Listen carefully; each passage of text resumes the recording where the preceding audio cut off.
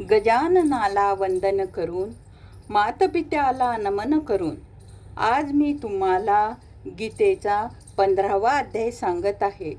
जे श्रवण केल्याने सर्व दुःखातून मुक्ती होते, संसार सागरातून तरून जातो मनुष्य. ओम नमो भगवते वासुदेवाय. ओम नमो भगवते वासुदेवाय. श्रीकृष्ण भगवान म्हणाले, ज्याचे मान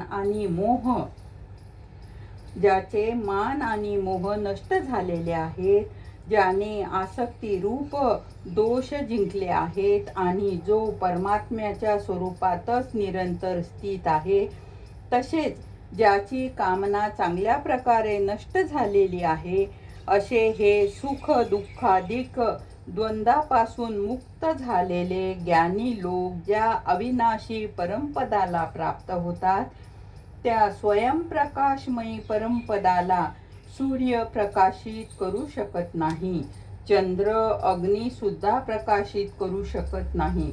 आणि ज्या परमपदाला प्राप्त झाले असता मनुष्य पुन्हा संसारात येत नाही, ते माझे परमधाम आहे.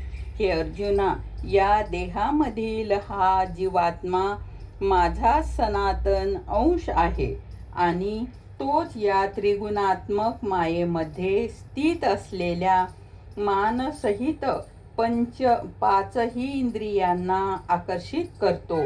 ते असे की वायू ज्याप्रमाणे गंधाच्या ठिकाणापासून गंधाचे जसे ग्रहण करून घेऊन जातो, त्याचप्रमाणे देहिकांचा स्वामी असलेला हा जीवात्मा सुद्धा ज्या पहिल्या शरीराला सोडून देतो, त्या शरीरातून मनासहित इंद्रियांना घेऊन पुन्हा ज्या शरीरात प्राप्त होतो, त्या शरीरात जातो.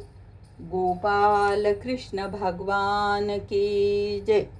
राहिलेला अध्याय आपण उद्या घेऊ. ओम नमो भगवते वासुदेवाय. ओम नमो भगवते वासुदेवाय. ओम नमो भगवते वासुदेवाय.